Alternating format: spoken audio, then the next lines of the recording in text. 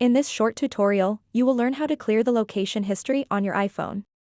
Keeping track of your location can be helpful, but sometimes you may want to delete this information for privacy reasons. Luckily, clearing your iPhone's location history is a quick and easy process. To get started, open up the Settings app on your iPhone and then scroll down until you see an option called Privacy and Security. Tap on it.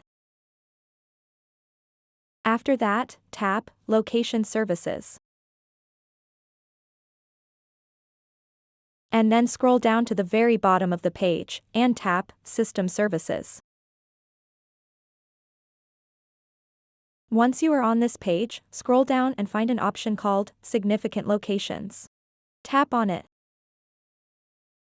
It will use Face ID to access this. To clear the location history on your iPhone, simply tap where it says Clear History, and then tap Clear History one more time to confirm it.